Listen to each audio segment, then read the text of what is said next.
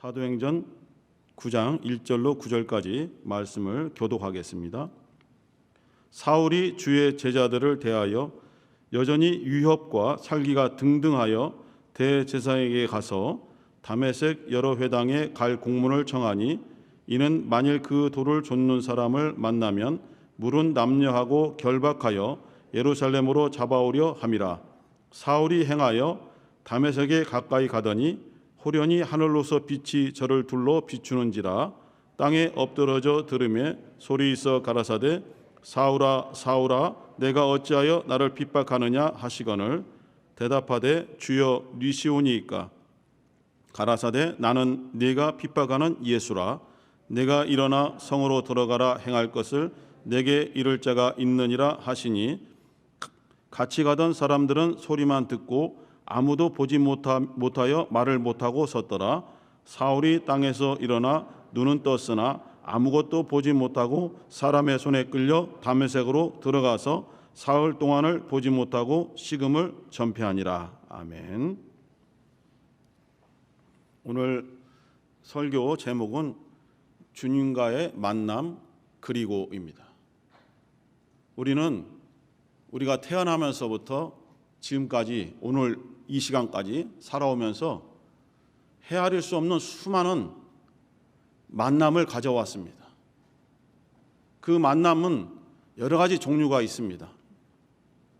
깊은 만남도 있었고, 또 짧은 만남도 있었고, 매우 소중하고 정말 귀한 가치가 있는 만남도 있었고, 또 어떠한 만남들은 스쳐 지나가듯이 그렇게 우리에게 큰 가치가 되지 않는 만남들도 있었습니다. 우리가 태어나면서 우리 가족들과의 만남, 특별히 어머니와의 만남, 그 만남을 통해서 우리가 죽을 때까지 그 만남의 가치와 관계가 유지되는 것 같습니다. 어떠한 가정은 새로 태어난 그 귀한 하나의 인생의 방향을 행복한 방향으로 이끌어주고 삶의 가치관을 더 높은 곳으로 인도해주는 그러한 가정에 속한 만남이 있는가 하면은, 어떠한 만남은 차라리 이 가정에서 태어나지 않았으면 더 좋겠다라는 그러한 참혹한 슬픔과 괴로움을 주는 그러한 가정의 만남도 있습니다. 그런가 하면 우리는 점점 커가면서 또래와의 만남 또는 여러 친구들과의 만남을 가지면서 점점 성장해 가고 있습니다.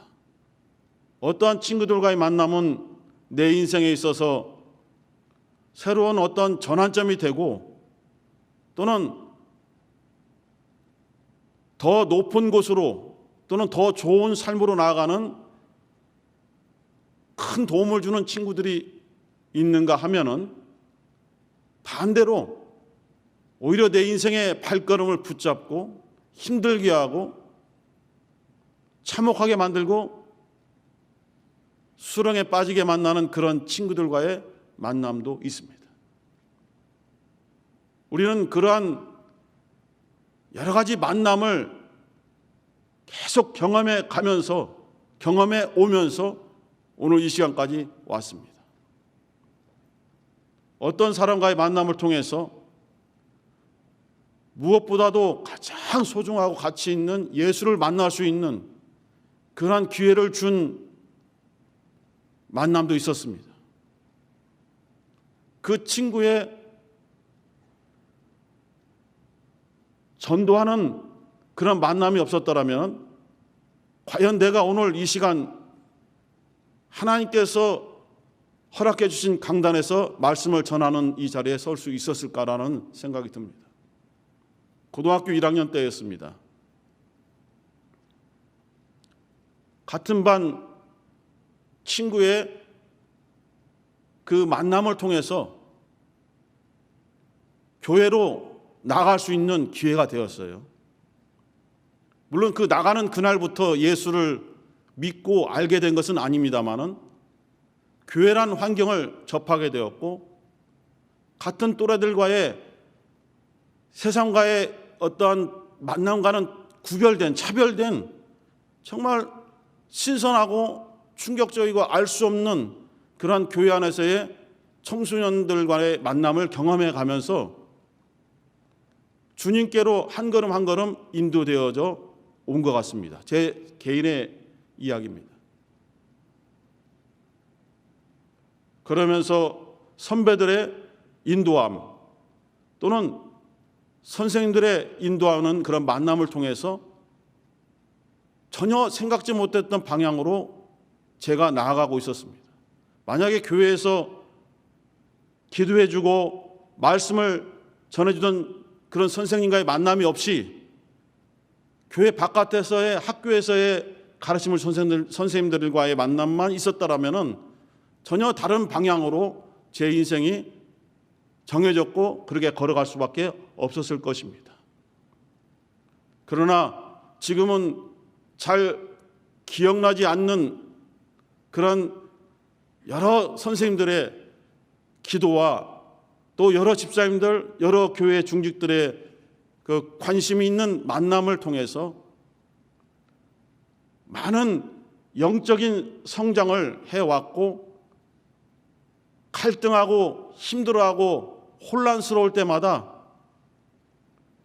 그때마다 조금씩 길을 인도해주고 이 방향이 옳은 거야 하고 충고해주는 그러한 만남들도 있어 왔기 때문에 잠시 방황하고 혼란스러운 때도 있었지만은 여전히 주님께 나아가는 그 방향으로 이렇게 올 수 있었던 것입니다.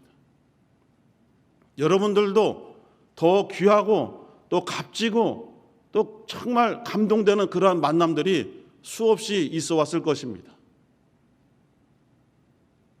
우리 개인들의 만남도 다양하고 여러 가지 의미가 있고 영향이 있는데 이 성경 속에는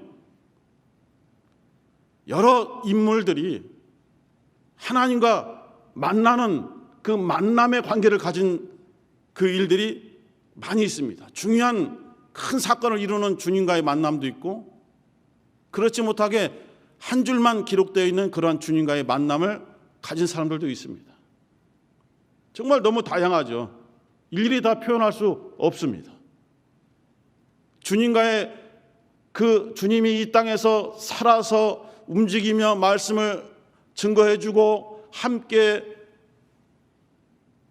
빵을 나누고 식사를 하던 그러한 자리에 참여했던 정말 너무나도 우리가 소망하는 그러한 만남을 가졌음에도 불구하고 전혀 주님이 원하시던 방향이 아닌 다른 길로 빠져서 멸망한 사람도 있습니다. 그래서 우리가 이것을 보았을 때 단순히 공간적으로 물리적으로 주님과 더 가까운 곳에 있었다고 해서 그것이 과연 내 인생, 내 심령의 소중한 시간이었느냐? 그렇지 않다고도 볼 수 있습니다. 정말 소중한 것은 이런 물리적 거리가 아니라 우리가 흔히 말하는 마음의 거리라고 볼 수 있습니다. 정말 사랑하는 사람들, 좋아하는 사람들 간에 이 마음의 거리는 존재하지 않습니다. 육체적으로 떨어져 있지만 마음은 하나이기 때문에 거리가 측정될 수 있는 거리가 없는 것이죠. 그렇게 주님과의 만남을 통해서 그 만남을 가진 사람들이 그 이후에 어떻게 변화되었고 어떠한 방향으로 나아갔는가 하는 것들이 기록되어 있어서 내가 바로 이 주님을 만난 이 사람들 중에 한 사람이었으면 좋겠다라는 소망을 가지면서 어떤 때는 주님 성경에 기록된 이 사람처럼 저도 이러한 만남을 허락해 주셔서 이러한 길로 갈 수 있도록 인도해 주세요 했던 그런 청소년 때의 기도도 있었습니다. 오늘은 우리가 읽었던 본문을 통해서 그 수많은 사람들 중에서도 한 사람의 주님과의 만남을 우리가 살펴보려고 합니다. 여러분들은 이미 이 사람을 알고 있고 이 사람이 주님을 만나기 전에 어떠한 삶을 살아왔는가도 알고 있고 주님을 만났을 때 그 엄청난 충격과 감동과 혼란스러운 감정을 알고 있고 그 이후에 주님을 만난 이후에 우리가 주부에 그리고 점점 써 있는 것처럼 그리고 그 이후의 삶이 어떻게 진행되고 급변하면서 나아갔는가를 알고 있습니다. 사도 바울의 이야기입니다. 그는 길리기아라는 그 큰 지방에 있는 중심 도시인 다소에서 태어났습니다. 길리기아 다소라고 하죠. 길리기아라는 이런 지방 명칭은 오늘 우리나라에 비추어 설명하면은 충청남도, 경기도, 경기도의 수원, 경기도의 안양 이렇게 볼 수 있습니다. 그곳은 매우 문화가 발달하고 번창한 곳이었고 여러 가지 학문이 융성하게 일어났던 그런 헬라 어떤 문화의 중심지였고 여러 측면에서 아주 활성화되어 있고 발달된 그런 도시에서 사도 바울이 출생했습니다. 그는 태어나면서부터 로마 시민권을 가졌습니다. 그 부모가 로마 시민권자였기 때문이죠. 어떠한 방법으로 어떠한 통로로 그 아버지가 로마 시민권을 취득했는지는 알 수 없지만은 바울은 태어나면서부터 활동하기에 너무나도 좋은 로마 시민권이라는 그 시민권을 갖고 태어났습니다. 그리고 그는 10살 때에 예루살렘으로 유학을 옵니다. 그리고 15살 때까지 5년 내지 6년 동안에 그 당시에 최고 유명하고 가장 율법적인 학식이 뛰어난 랍비인 가말리엘이라는 훌륭한 그러한 유대 지도자의 밑에서 공부를 합니다. 그것이 그 짧은 기간이었지만은 얼마나 바울에게 영향을 주었는지 바울은 나는 가말리엘의 문화에서 공부했다. 나는 가말리엘의 제자라고 주장할 정도로 엄청난 그 바울의 인생을 좌우하는 영향력을 준 사람입니다. 이 당시에 유대는 율법의 두 가지 학파로 나뉘어져 있었는데 하나는 샴마이라는 랍비를 중심으로 하는 샴마이 학파, 또 하나는 힐렐이라는 그 랍비를 중심으로 하는 힐렐 학파 두 가지가 딱 나뉘어져 있었습니다. 샴마이 학파는 굉장히 보수적이고 매우 엄격하고 율법을 문자 그대로 해석하고 적용해서 많은 사람들을 억압하고 힘들게 하는 그러한 율법 학파였습니다. 그런가 하면 힐렐 학파는 진보적이고 진취적이고 대중적이고 좀 융통성이 있어서 이럴 때는 이렇게 좀 해석해서 적용한 것이 필요하다라고 주장하는 그러한 학파가 힐렐 학파입니다. 그 힐렐이 엄청난 존경을 받고 있었는데 그 힐렐의 아들이 누구냐면은 예수께서 태어나셔서 아기였을 때에 그 요셉과 마리아가 아기 예수를 데리고 정결 예식을 치르기 위해서 예루살렘 성전에 방문한 적이 있습니다. 그때 죽음을 보지 않고 끝까지 하나님께 기도하며 주님 보내신 메시아를 내 눈으로 보게 하소서하고 간절히 기도했던 할아버지가 있었습니다. 시므온이죠. 그가 아기 예수를 안고 하나님을 찬양하고 기뻐하고 기도하는 장면이 누가복음에 기록이 되어 있습니다. 그 시므온이 힐렐의 아들입니다. 그리고 그 시므온의 아들이 가말리엘입니다. 그러므로 예수를 만나기 이전의 사람들이지만은 정말 어떠한 사람들이 하나님의 인도를 받으면서 주님의 오실 길을 준비했는가를 알 수 있습니다. 어떠한 가정에서 어떠한 믿음을 가진 사람들이 주님을 만날 수 있는가를 우리에게 보여주고 있습니다. 사도행전 5장에 보면은 사도들이 예수를 증거하다가 많은 핍박을 받고 옥에 갇히고 고문을 당하고 죽임까지 당할 수 있는 그런 위험에 노출된 적이 있습니다. 그때 이 가말리엘 랍비가 사람들 앞에서 나서서 말하기를 이 사람들의 예수 믿는 사람들이죠. 이 사람들의 사상과 소행이 사람들에게서 나왔다라면은 우리가 억압하고 핍박하지 않아도 그냥 무너져 버린다. 사람이 만든 것이 어떻게 하나님 앞에 설 수 있느냐? 가만 누워도 무너진다. 하지만 만약에 이 예수 믿는 사람들의 그 사상과 이러한 행동들이 하나님에게서 나왔더라면 결코 무너지지 않는다. 그리고 도리어 우리가 하나님을 대적하는 꼴이 되기 때문에 이것을 조심해야 된다라고 중재했던 사람이 가말리엘입니다. 이렇게 바울은 예수를 만나기 전에 철저하고 엄격하고 정말 하나님께 경건한 그런 율법주의자로 그는 성장했고 공부해왔고 그렇게 그러한 방향으로 나아가고 있었습니다. 빌립보서 3장 5절 6절에서 바울이 말하기를 나는 히브리인 중에 히브리인이다. 아브라함의 믿음을 가진 자다 이런 뜻입니다. 철저하게 나는 유대인이다 이런 뜻입니다. 나는 율법으로는 바리새파다. 다른 율법 종파들과 다르게 더 엄격하게 율법을 순종하고 따르는 나는 바리새파다. 그리고 율법의 의로 내가 비춰봤을 때도 나는 흠이 없는 자다. 그리고 율법을 가진 사람으로서 열심을 낼 때는 나는 교회를 핍박했던 그러한 자다 라고 자신이 예수를 만나기 전에 어떠한 사람이었는가를 밝히고 있습니다. 그러던 어느 날에 예루살렘 거리에서 한 사람이, 젊은 사람이 예수는 그리스도시다, 예수는 하나님의 아들이시다, 이 예수는 우리 관원들에 의해서 빌라도에게 넘겨져서 죽었지만은 제3일에 다시 살아났다라고 증거하는 어떤 젊은 청년을 보게 되었습니다.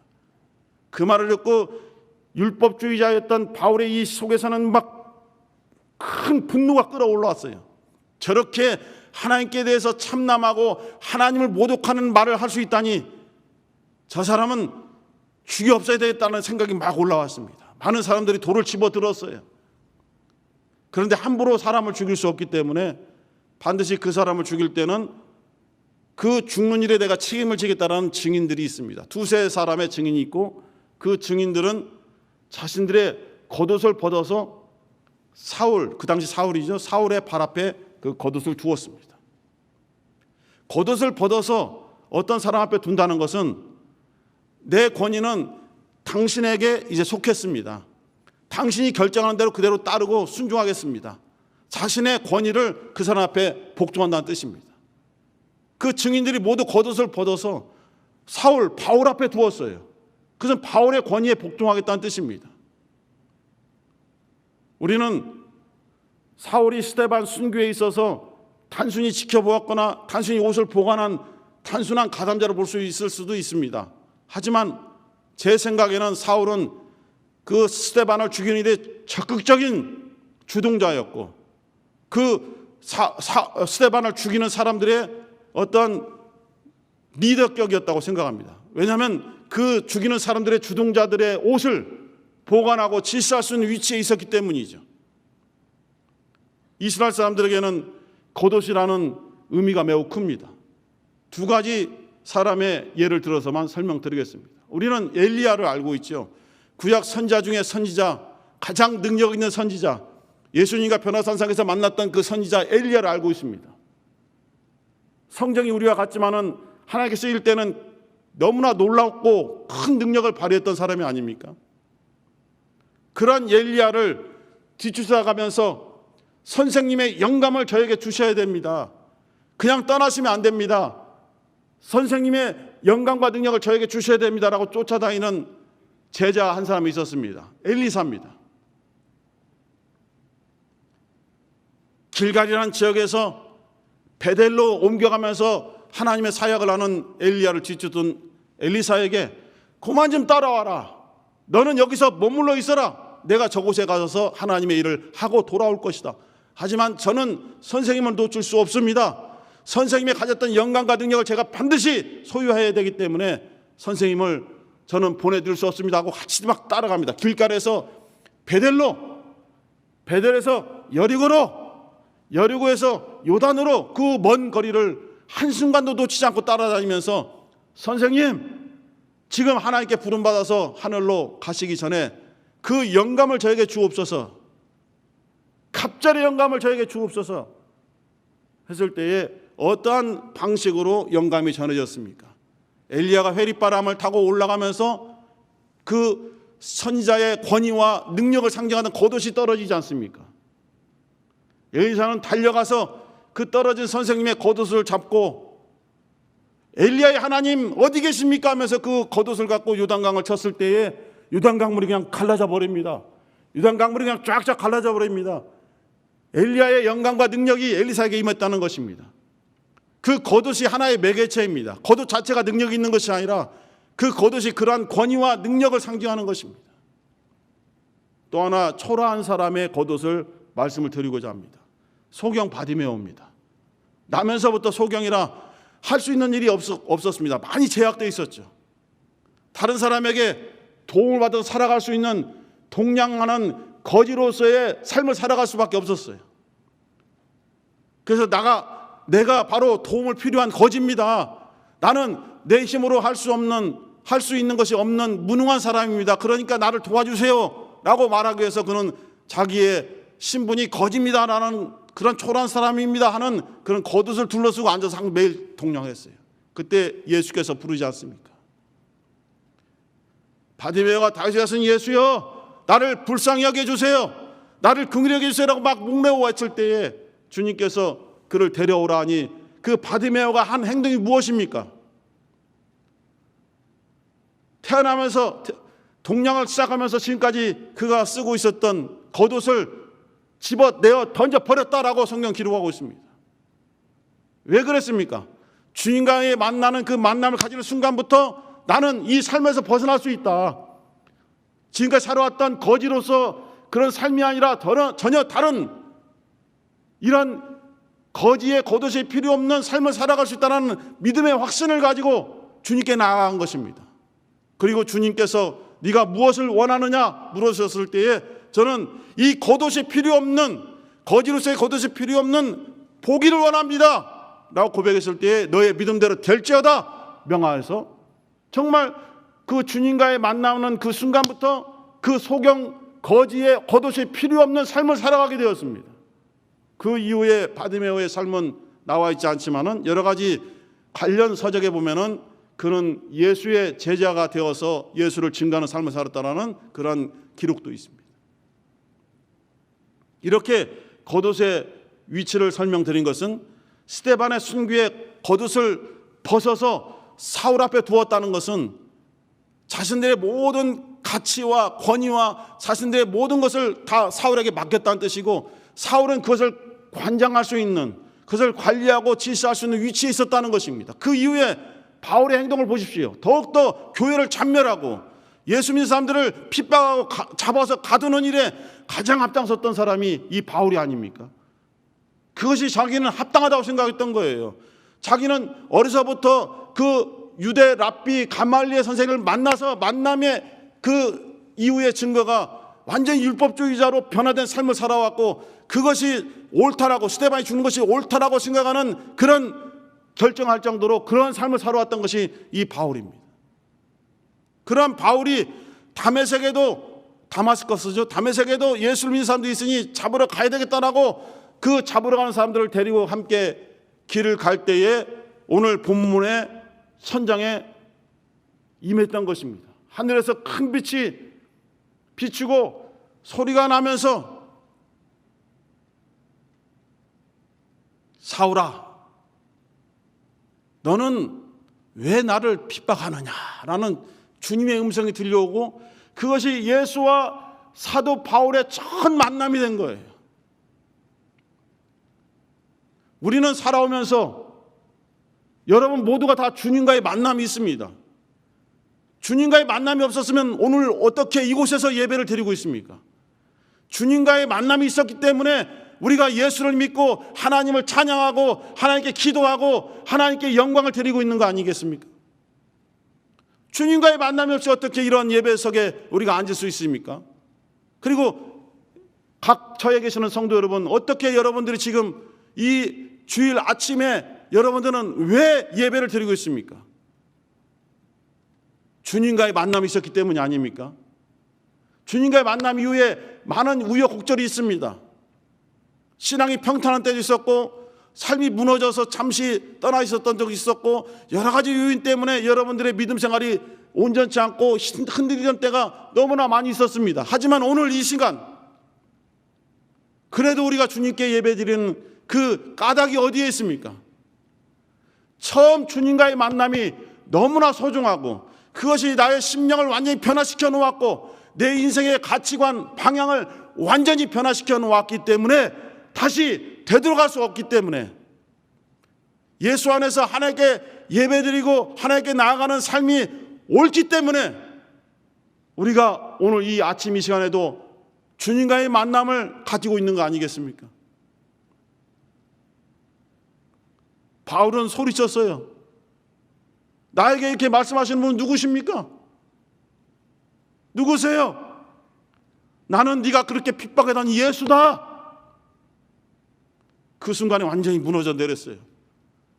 어려서부터 로마 시민권자라는 그 놀란 권위의식이 무너져 내렸어요.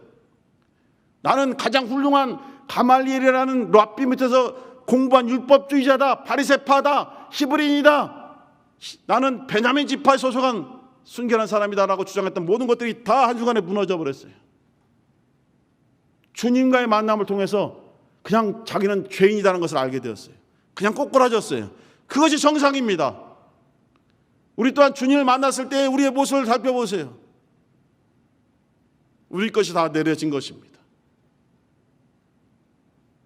사도 바울은 눈이 멀어서 사람들의 손에 이끌려서 다른 곳에 머물렀을 때에 엄청난 충격으로 이 혼란스러운 만남을 어떻게 헤쳐나갈까 생각조차도 할 수 없었어요. 너무나 큰 충격이 왔던 것입니다. 그때 우리 주님께서는 아나니아라는 사람을 사도 바울에게 보냅니다. 아나니아는 가기 싫었죠. 왜냐하면 우리같이 예수 믿는 사람들을 핍박하고 박해하고 욕하고 스데반이 죽는데도 앞장섰던 사람이기 때문에 가기 싫었지만은 우리가 가고 싶은 곳만 갑니까? 우리가 하고 싶은 것만 합니까? 주님께서 원하시는 곳을 가는 것이 주님의 제자들 아닙니까? 주님이 원하시는 것을 하는 것이 주님의 제자들 아닙니까? 우리 마음은 싫어도 여기서 분노가 치밀어도 주님께서 나를 그곳에 보내시니 가야만 되는 것이 주님의 제자가 아닙니까? 아나니아가 어떠한 심정으로 어떠한 마음으로 왔는지는 모르지만은 주님의 말씀에 따라서 사도 바울이 있는 곳에 왔습니다. 그것이 순종입니다. 그리고 바울에게 안수를 했죠. 안수를 하니까 눈에서 비늘 같은 것이 떨어지면서 드디어 사흘 만에 보게 되었고 주님의 말씀에 따라서 이 영광스럽고 위대한 사도 바울에게 침례를 준 사람이 아나니아입니다. 그는 큰 직분을 가지고 있지 않았죠. 주님이 바울을 쓰시기 위해서 필요했던 사람이 아나니아입니다.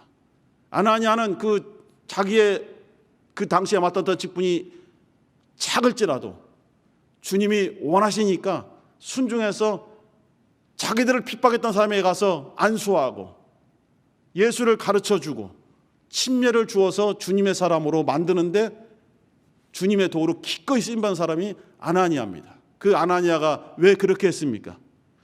주님과의 귀한 만남, 자기의 삶을 변화시켜 주신 주님과의 깊은 만남이 있었기 때문에 저는 그렇게 행동했다라고 생각하고 믿고 있습니다.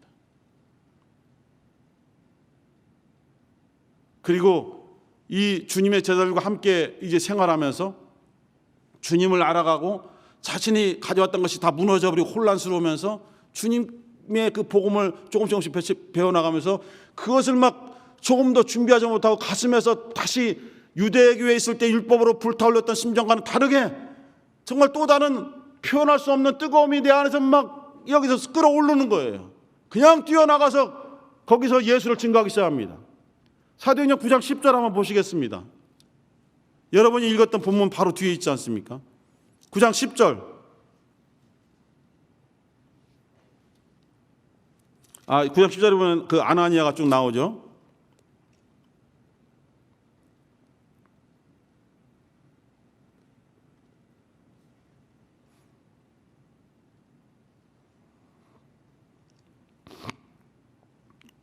본문이 갑자기 여기 있군. 20절입니다. 죄송합니다. 사도행전 9장 20절 시작. 즉시로 각 회당에서 예수의 하나님의 아들이심을 전파하니. 즉시로. 지금 주님과의 만남을 가진 지 며칠 안 됐습니다. 주님의 제자들과 함께 지낸 지 며칠 안 됐습니다. 복음을 잘 모릅니다. 그런데 그 잘 모르지만은 주님의 아나니아를 비롯한 주님의 제자들이 가르쳐준 그 말씀과 그들과의 교제를 통해서 엄청난 감동을 받았어요. 참을 수 없어요. 그래서 뛰어나가서 즉시로 예수가 하나님의 아들이시다라고 증거하기 시작했어요. 사람들이 너무 놀랐죠. 누가요? 같이 사도 바울과 처음에 동역했던 그 사람들이 놀랐습니다. 유대교 사람들이 놀랐어요. 예수를 정말 하나님을 모욕하는 자다, 하나님께 참남한 자다, 예수 믿는 자들은 다 죽어야 돼 했던 사람이 오히려 예수를 믿으라고 증거합니다. 즉시로. 며칠 되지 않아서 엄청난 센세이션이 일어났죠. 유대인들이 가만히 둡니까? 이를 잡아 죽여야 되겠다, 오히려 이제는 우리들에게 방해가 되는 놈이다 라고 생각하고 바울을 잡으려고 했을 때에 예수님의 제자들이, 아나니아와 함께 했던 제자들이 바울을 그 광주리를 태워서 도망시키지 않습니까? 그리고 그 길로 바울은 아라비아로 들어가서 3년 동안 칩거하면서 그동안 자기가 무엇을 배워왔으며 율법이 무엇인가, 나에게 음성을 주신 주님은 누구인가, 이것을 깊이 기도하면서 바울이 가졌던 복음이 이제 그곳에서 만들어지기 시작합니다. 그리고 3년 지났을 때에 이제 주님의 귀한 사도들을 만나서 좀 말씀을 나누고 배워야 되겠다, 그들과의 만남도 필요하다라고 생각해서 예루살렘에 올라갔지만은, 바울이 말하는 것처럼 베드로를 만나고 싶었지만은, 게바를 만나고 싶었지만은 그때 그 자리에 없었으므로 만나지 못하고 그 당시에 예루살렘 교회를 인도하던 야고보를 만나서 15일 동안 예루살렘에 머물면서 그와의 교제만 가졌을 뿐이다라고 기록했습니다. 그리고 그는 자기의 태어난 고향 다소로 돌아가게 됩니다. 그리고 아무도 바울을 부르지 않아요. 왜냐하면 믿을 수가 없어요. 이 사람이 진짜로 예수 믿는 사람으로 변화됐는지, 그동안 너무나도 바울이라는 사람이 무서웠기 때문에 찾아가지 않습니다. 그 길리기아 다소에서 7년 내지 8년 가까이 바울은 가만히 있습니다. 주님의 일을 하고 싶어도 동역자들이 없어요. 그런데 스데반이 순교하고 예루살렘 교회가 무너졌습니다. 3,000벽씩 회개하고 침략했던 그 예루살렘 교회가 무너져버리고 다 도망가 버렸죠. 그 중에 몇몇 사람들이 안디옥이라는 곳으로 도망왔습니다. 그곳에서 이들은 예수를 막 증거합니다. 안디옥에서 막 증거합니다. 그래서 안디옥이 뒤집어졌어요. 헬라인들이 뒤집어졌어요. 주님의 복음의 씨앗이 이렇게 전도되었어요. 안디옥에서 막 왕성하게 일어나는데 그들을 케어할 수 있는, 정말 양육할 수 있는 선생님들이 없어요. 선배들이 없어요. 그래서 예루살렘께서 막 회의를 해서 한 사람을 그곳에 파송합니다. 바나바입니다. 그런데 바나바가 가보니까 도저히 자기 혼자 감당할 수 없어요. 그래서 다소로 찾아갑니다. 가서 정말 칩과하고 조용하게 7년 8년을 지내고 있던 사울에게 나 좀 도와달라, 주님의 일을 함께 하자, 막 설득시켜서 바울을 데려왔어요. 안디옥까지. 그래서 그 안디옥에서 두 사람이 안수를 받고 세계 선교를 나가면서 그 이후에 우리가 바울 선교를 알고 있는 바입니다. 여러분, 사도 바울은 위대하지만은 우리와 다른 사람이 아니지 않습니까? 엘리야도 능력이 많고 영감이 있지만은 우리와 성정이 다르지 않다라고 말하고 있지 않습니까? 물론 우리는 이 바울처럼 또는 훌륭한 주님의 그 사도들처럼 이 성경에 있던 스데반 우리 안수이사님처럼 그런 정말 놀라운 일을 감당할 수 없을지라도, 정말 조그만 자라 할지라도 이 아나니아처럼 그때 주님의 손에 붙들린 바 되어서 바울에게 안수하고 바울에게 침례를 주는 그 일에 쓰임받는다면 얼마나 그것이 귀합니까? 나의 입술을 통해서 안디옥 교회라는 교회가 세워졌어요. 그 사람들의 이름이 기록되어 있지 않아요. 그냥 어떤 사람들만 되어 있어요. 어떤 사람이 전됐는지 기록되어 있지 않아요. 스데반 순교를 통해서 정말 무서워서 도망갔던 그 사람들 중에 일부가 안디옥에서 전도했다고 나왔어요. 그렇게 이름이 안 나와도 괜찮아요. 주님과의 만남을 가진 우리들이 그런 일에 쓰임 받으면 우리의 입술을 통해서 예수가 그리스도입니다, 예수를 믿어야만 영생 얻을 수 있고 구원 얻을 수 있어요, 이 한마디 말 때문에 어떤 일이 벌어질지 우리가 어떻게 알아요? 신학생 때에, 지금은 여러 가지 재학 때 못하지만 신학생 때에 1호선에 올라타서 아무것도 잘 알지 못하던, 아직도 이 말씀이 정리되어 있지 않고 오직 열정만 있던 그때에 그 사람들이 많은 1호선에 타서, 영등포 신도림에 타서 예수를 믿으셔야 됩니다라고 외쳤던 수많은 우리 신학생들 중에 한 사람입니다. 얼마나 많이 방해받았습니까? 신문 배달, 유중업죠. 신문 배달 하는 사람들이 방해하죠. 자기들의 구역을 뺏었다고 그 하모니카 부던 장님들이 방해하죠. 버스를 타면서 영등포 일대를 돌면서 예수를 믿으셔야 한다고 외쳤던 그것을 통해서 어떤 사람이 듣고 어떻게 변화되는지 어떻게 합니까? 여러분들의 이 작은 입술을 통해서 예수가 증거됐을 때 어떻게 변할지 어떻게 합니까? 안디옥 교회 같은 큰 교회가 세워질지 어떻게 합니까?